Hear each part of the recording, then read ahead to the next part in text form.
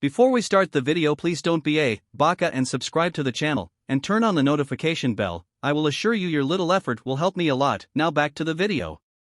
As he walks away from the castle, Mino starts to quietly follow him. Sensing her presence, Jaehwan asks why she is following him, prompting her to ask if he thinks her intentions are dark. Turning to her, Jaehwan asks if she is planning something again, curious about how he is aware of her plans. Mino admits that she intends to kill him. In response, Jaehwan questions the purpose behind her desire to kill him. Mino asserts that she aims to acquire a life of luxury and utilize the soul stone he possesses, eliciting a smile from him.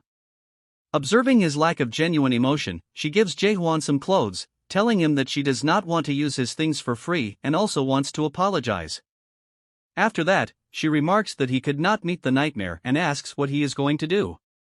In response, he reveals that Michael told him how to meet them, and he intends to follow and ask about the tree of imagery to find the way to the death. Hearing that, she asks what his purpose is behind going there and reaching into the depths. She goes on to explain what happens to the people who return from the depths. When Jaehwan reveals that he is not going to return, feeling shocked at his intention, she becomes frustrated and asks who gave him the right to do everything without caring about the opinions of others. She remarks that he always does everything in his own way and calls him cold and inconsiderate. Looking around at the people on the streets, she remarks that she does not understand why Jaehwan does not consider them humans. She states that she and all the other people there are also humans but are not as strong and brave as him. Looking at her, Jaehwan remembers how she was willing to die in the present and never return to the past.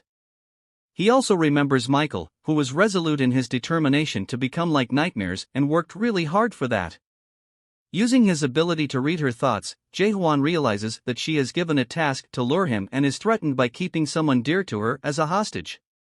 Wondering if it is him that they want, Jaehwan looks around, finding people hiding on the opposite sides of the street. He thinks that in order to save the hostage, he has to risk his life.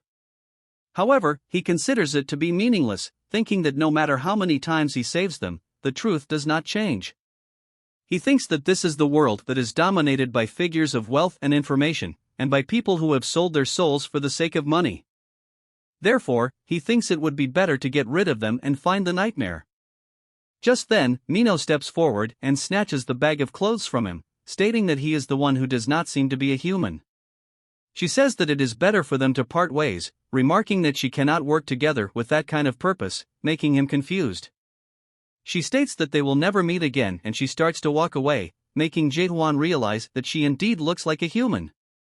While the people who are observing them send a message that Mino has betrayed them and that the nightmare has gone to waste, Jaehwan wonders if the nightmare is with them. After a while, Mino reaches the pub again and opens the door, calling out to her Aunt Claire. However, upon entering, she is met with a scene of destruction. The interior of the pub lies in ruins, and a group of individuals wielding weapons stands menacingly, holding Claire captive. Looking at Mino, Claire states that she might really die this time because of her. Just then, Janaya, the person standing in front of her, asks why she is alone and what happened to their deal, remarking that he is more naive than he looks. Mino asks if he has ever seen a witch keeper's promises and takes out her daggers, stating that the person they want cannot reach this place. With a swift motion, she hurls her daggers in their direction, revealing that the person thereafter has ventured to eliminate another target. Janaya, undeterred by her assault, remarks on her seemingly unstable state of mind and employs his shadow occult skill, conjuring potent shadows to engage Mino in combat. Recognizing her capability to confront multiple opponents simultaneously, Janaya anticipates witnessing her prowess firsthand. However, before the shadows can launch their attack, Mino executes a backflip, flinging more daggers in their direction. In response to her counterattack, Janaya grips his sword tightly and drives it into the floor, unleashing a massive wave that hurtles toward Mino, knocking her to the ground. Reaching near her, Janaya states that no one will be able to know what is happening inside such a place and gives her another chance to go and bring Jaehwan to them. In response, she states that they will be chased by the dark forest, while they tell her to stop bluffing, stating that there are no branches of the dark forest in the fortress of Gorgon. Placing the sickle on Claire's neck, he states that they will not be able to find out until she and her aunt get completely destroyed. Clenching her fists, Mino gets on her feet again and launches a formidable dagger attack using her skill of frozen fencing. However, with a single swing of the sword, Janaya shatters all of Mino's daggers into pieces, his laughter filled with malice as he proclaims his intention to personally tear her apart. Considering that there is no chance for her to win against such a powerful person. She remembers Jaehwan asking her if she will return to the past if she gets a chance. Smiling, she thinks that she really wants to get back to the past at such a time while Janaya raises his sword in the air to kill her. However, as soon as he brings the sword down towards her, a powerful blow strikes him, making his comrades feel surprised.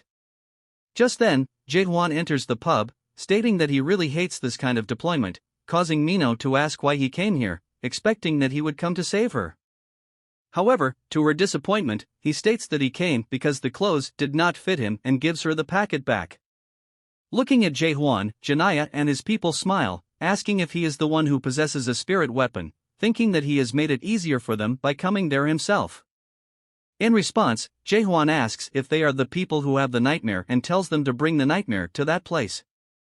At that moment, looking at Jaehwan, Janaya and his group feel surprised, remarking that he is as crazy as the rumors about him say. Just then, Mino calls out to him, telling him to be careful and revealing that Janaya is a 4th stage adapter. Just then, Janaya and his group charge at him, stating that they will teach him a lesson. In response, Jaehwan takes out his sword and directs a strong energy wave towards them, leaving them confused. Realizing that Janaya has dodged the attack, Jaehwan feels surprised. Meanwhile, the members of the opposite group are equally surprised and wonder if he is one of the mighty of the abyss.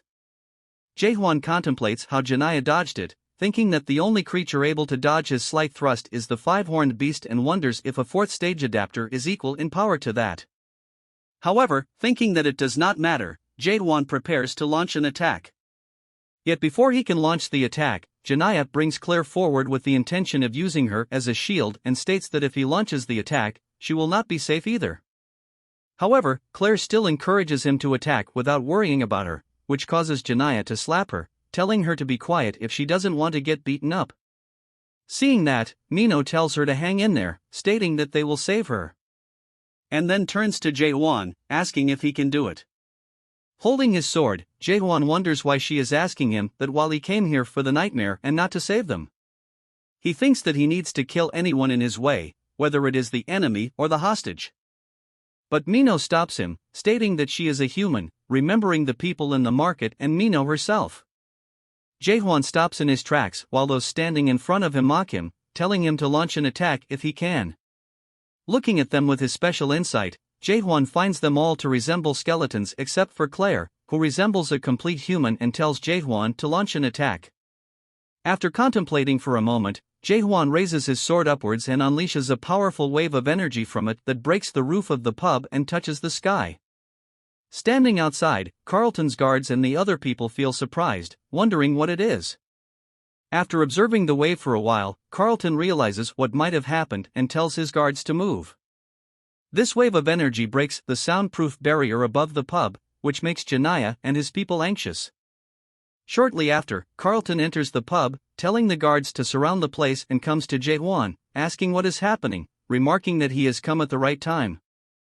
Jaehwan states that the people fighting them are breaking the laws that Carlton loves so much, pointing towards Janaya.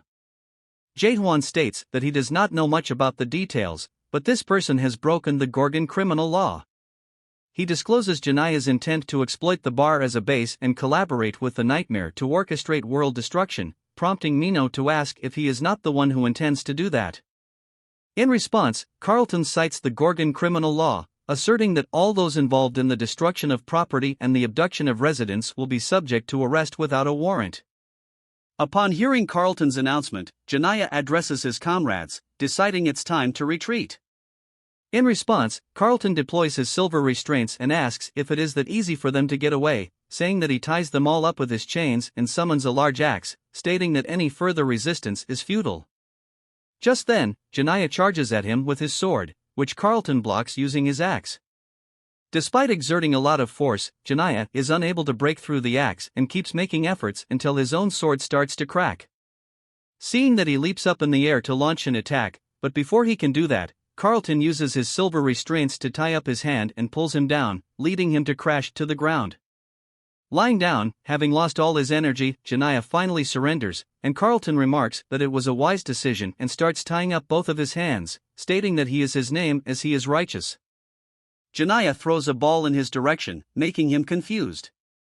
As soon as the ball falls to the ground, it starts to emit poisonous fumes that spread throughout the pub. Looking at the fumes coming out of the pub, he states that they did not think they would need to use a black cloud in this place. Just then, one of his group members, dragging an unconscious member of their group, states that he inhaled the black cloud because he was not wearing his mask properly. Just then, Janaya hears a voice remarking that they used the black cloud without the clan leader's permission and turns behind to see Sailrang, the clan elder, who asks if Mino is that strong.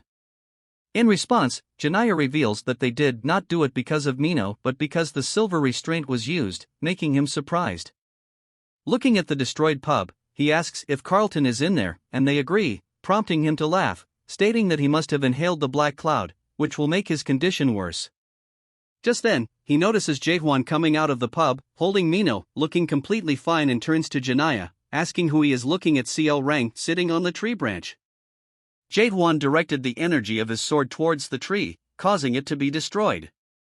This surprised them, causing them to wonder how he came out of the pub without getting affected by the black cloud. Just then, one of them remarks that he has never seen an emerald bug without antennas, and even if he is an emerald bug, there is no way he can do such a thing. After leaving Mino at a safe location, Jaehwan turns to them, wondering if they are the cleanup party, and holds his sword tightly, remarking that they are very annoying. Raising his sword up in the air, Jaehwan strikes it on the ground with all his might, while thinking that he did not want to use the skill initially. Just then, a formidable five-horned Garnak emerges from the sword, and powerful waves of energy are sent in the direction of the enemies. Feeling shocked and scared at such overwhelming power, they start to run in different directions to save themselves. However, their escape proves futile since the energy waves strike them at a rapid speed, tearing their bodies apart and causing them all to die in an instant.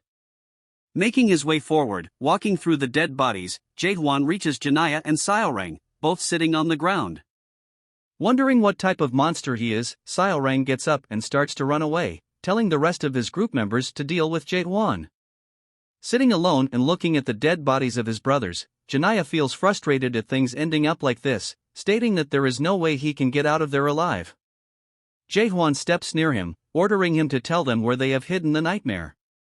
In response, Janaya states that there is no point in surviving here because when he finds out, they will be wishing that they had died sooner, making Jaehwan confused about what he refers to, stating that his fate is to die one way or another. Janaya takes out a specter crystal and consumes it, feeling surprised. Jaehwan remembers when he discussed it with Mino. She stated that everyone in chaos seems to be taking a narcotic, and she revealed that it is not a narcotic but a medicine to decrease their spiritual corruption. She told him that if they do not decrease their spiritual corruption in these ways, they will end up as the ghoul that no one wants to become.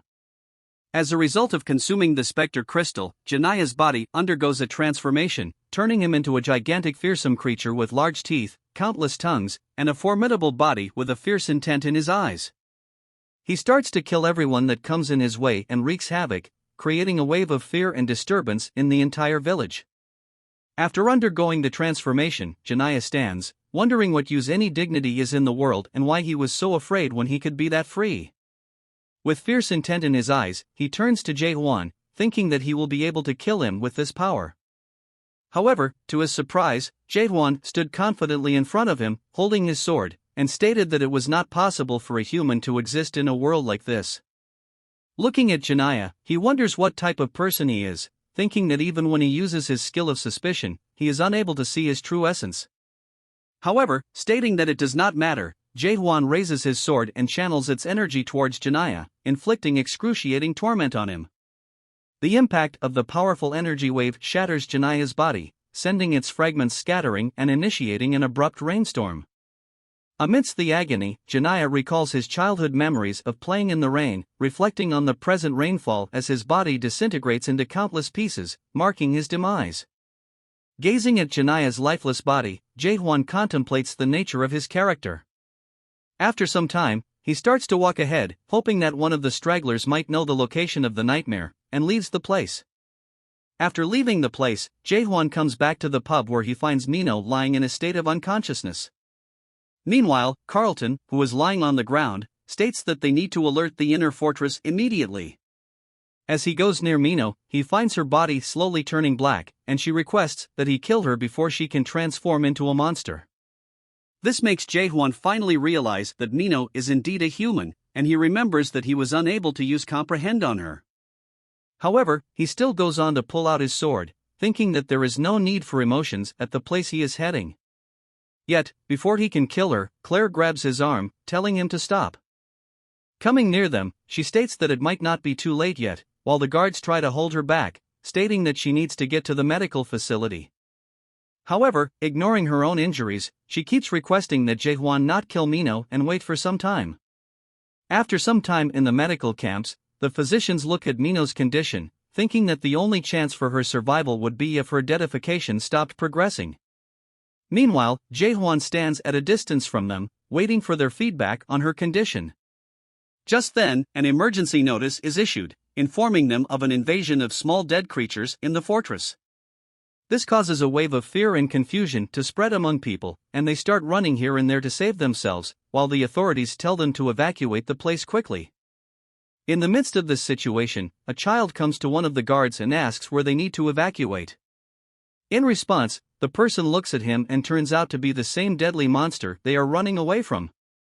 Shocked, the child gazes at it while the monster pierces its countless tentacles through his body, and more such creatures start to emerge. Suddenly, a group of powerful warriors leaps down from the rooftops, wielding weapons and engaging the monsters in a relentless battle. As they successfully annihilate all the monsters, Jae-hwan looks at the person leading them and wonders if he is the one that Mino was talking about. Just then, Claire turns to him and remarks that he said he would reject all the rules of this place, judge the world with his own standards, and give his own definition of a human. She states that she knows people like him very well and has already seen one before. Placing her hand on Mino's forehead, she states that people who live and adapt to this place are not fools, instead, they are doing it because they do not have any other choice. In response, Jae-hwan shares his belief that they lack courage in that choice. Confused, Claire asks what type of courage they have. Jae-hwan replies that it is the courage to go beyond the limitations and find a definition that is more correct. Hearing that, Claire remarks that he is probably someone who goes after something like that, and he might be correct.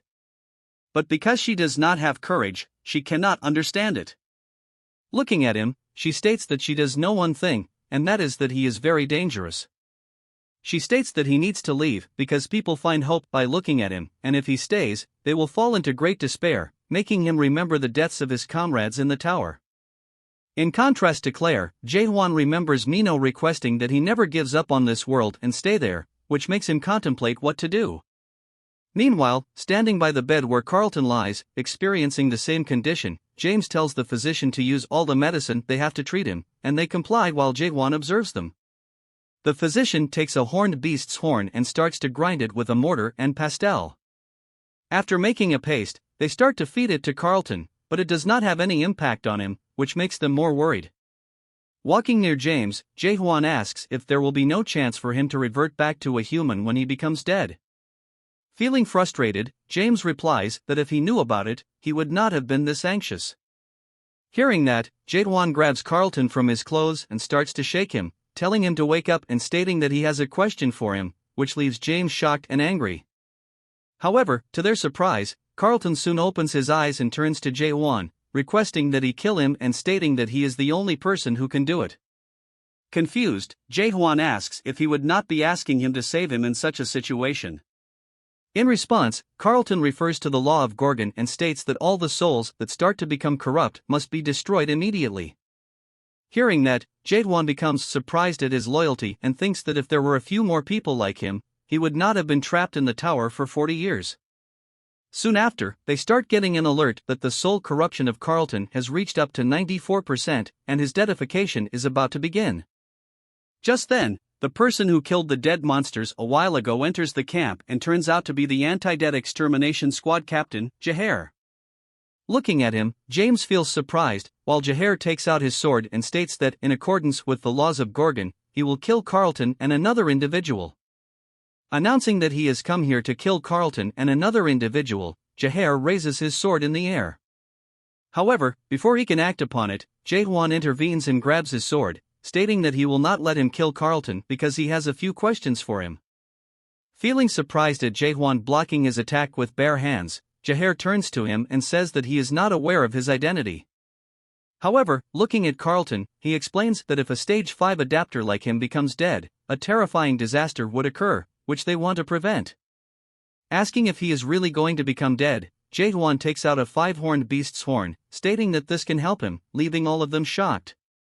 Looking at that, the physician replies that such a horn can definitely bring him back to a normal state, so he crushes the horn barehandedly, intensifying their shock. After he crushes the horn, it is fed to both Carlton and Mino, which leads to an increasing number of Carlton's spiritual corruption to stop, making them all feel relieved. However, in contrast to that, the horn causes the dedification process to accelerate in Mino because of her declining stamina.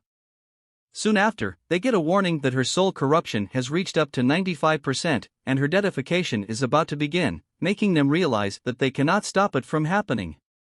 Considering that, Jaehae steps towards her and takes out his sword, while Claire requests that they call Chunjio, stating that he can do the dead slash. Hearing that, Jaehwan feels confused, while Claire explains that the dead slash simply cuts away only the corruption. However, Jaehae states that Chunjio is attending to an important matter within the fortress and cannot be called for something as trivial as this. Dragging her away, reaching Mino, he turns to Jaehwan standing in his way and states that he will not compromise on this one, telling him to step aside. After a small pause, Jaehwan grabs his sword and states that he will be the one to kill her because she requested that he do that, while Jaehae remains silent. In response, Jaehwan takes out his sword and fixes it above Mino, activating his skill of questioning. Seeing that he is about to kill her, Claire starts shouting, telling him not to do that. Meanwhile, Jaehwan keeps standing still, placing his sword on Mino's heart. Bright shiny particles start to appear suddenly, and a bright light starts to surround him, which transports him into an empty space, making him wonder what it is. Just then, he notices an old man sitting beside Mino, asking how she landed herself in such a state and gently touches her face, stating that he will help her. Just then, the old man looks up and finds Jaehwan standing near them and becomes shocked, asking who he is and how he entered his world. Looking at his sword, the old man remarks that such a noble soul cannot possess such a narrow mind. Meanwhile, Jaehwan tries to use his skill of questioning on him but is unable to do that and begins to speculate if this elderly figure is the source of Mino's soul corruption, believing that eliminating the old man might save Mino.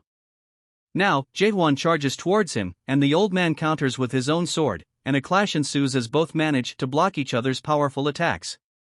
Seeing that, both of them feel surprised at each other's ability to block their strong attacks. Suddenly, the old man's sword starts to crack, leading to the collapse of his realm. This makes him visible to all the other people present in the camp, surprising them. Feeling enraged, the old man turns to Jaehwan and asks how he dared to destroy his world and who he is, tightening his grip on his cracked sword. This causes his sword to break down into countless pieces, making the old man both sad and angry, considering that his weapon was made of a trihorn's horn. Turning to Jaehwan, the old man starts to vent his frustration. However, Jaehwan keeps standing quietly, thinking that it wasn't him but the old man who broke the sword. This elderly person turns out to be Chunjio, the divine physician of the castle. Coming near him, Jaehae asks why he is here, and he replies that someone is about to die here, and it does not matter if he is the fortress master or not. Surprised, Jaehae and his subordinates stare at him. In the meantime, Chunjio turns to Jaehwan, stating that he has completely disrupted his dead slash, which was only possible with a sword made of trihorn or something better. Just then, he notices Jaehwan's pentahorn sword, feeling amazed, and starts to look at it from all directions, asking where he got such an incredible sword from and how he got such a rare sword. Chunjio is about to touch it when Jaehwan grabs his hand and asks if he will be able to save Mino if he lends him this sword, and Chunjio agrees. Hearing that, Jaehwan takes out the sword and gives it to him, making Chunjio think that he is very confident in his abilities, which has made him lend his sword to someone he just met. However, considering that it is not important at the moment, Chunjio holds it in both hands, remarking that it is just like its owner. While all the others in the camp look at him with curiosity, he turns to Mino, stating that they should see what this sword is capable of. Suddenly, the bright light begins to spread throughout the camp, causing Jaehwan to wonder if it's the same illusion from earlier. However, after a moment, he realizes that it resembles how he perceives things using his skill of suspicion. Observing the old man who has commenced the treatment, Jaehwan contemplates whether he also possesses the ability to perceive the world in a similar manner. After a while, the sword slips from the old man's grasp, followed by his own collapse, leaving Jaehwan perplexed. Gazing up, Chunjio reveals that he is lacking in spiritual energy due to the Castellan. Just then, the ground begins to tremble, signaling the imminent collapse of the world around them. Recognizing the failure of the treatment, Chunjio apologizes to Jaehwan, expressing his embarrassment. Hearing that, Jaehwan comes forward and takes his sword, looking at him, and remarks that it is foolish, stating that he has not even managed to integrate fully into his world but is still trying to copy the dead slash. In response, Jaehwan states that he cannot slash, but if it is just mimicry, he can try it and holds the sword tightly. Seeing that, Chunjio tells him to stop, stating that dead slashing is not something that anyone can do. Jaehwan remembers Claire's words, who remarked that his acts were not bravery but recklessness, and tells Chunjio to stay quiet. Fixing his sword onto the floor, he states that it is the first time in his life that he has picked up the sword to save someone. Hearing that, Chunjio feels shocked, while Jaehwan starts remembering Mino's appearance and drawing it on the floor. Remembering her face, personality, and expressions, Jaehwan makes a complete sketch of her on the floor and finally thinks that something seems to be missing. After thinking a little, he draws a mole under her eye, which completes her face. As soon as the sketch is complete, they are transported back to the real world, where Jaehwan finds Mino's condition to have improved very much. Realizing that her corruption level has started to drop and the process of deadification has stopped, Jaehae feels amazed. Looking at Jaehwan, Shanggyo remarks that he seems to be less narrow-minded at the moment and asks who he is. Remembering that he used something similar to a dead slash, Chunjio asks where he learned such a thing from.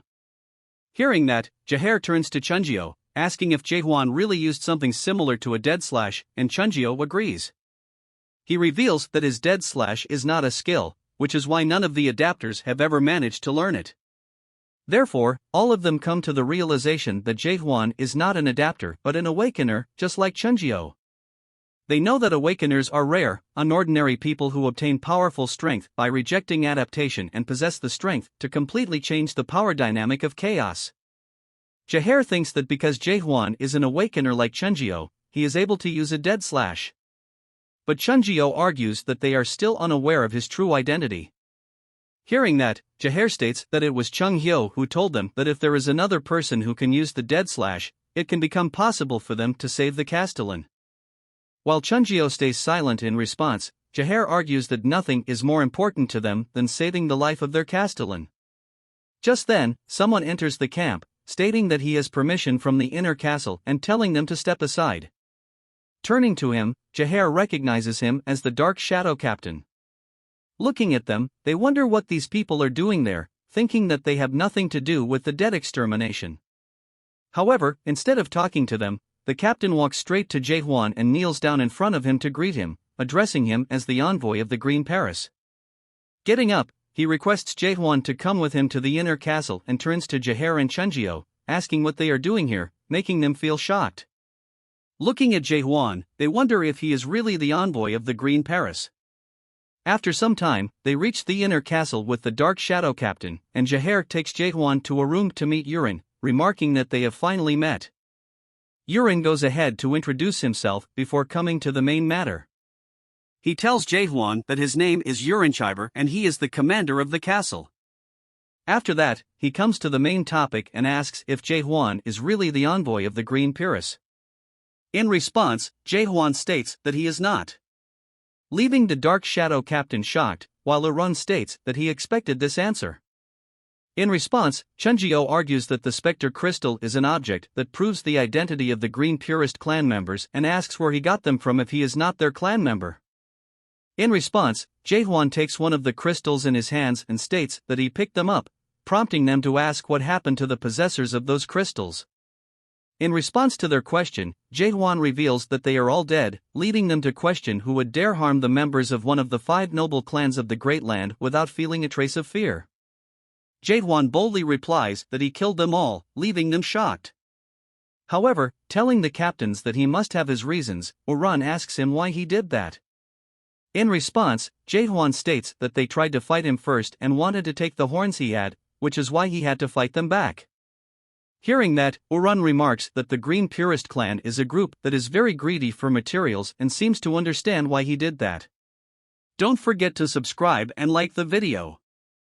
Thanks for watching, the Baka Senpai.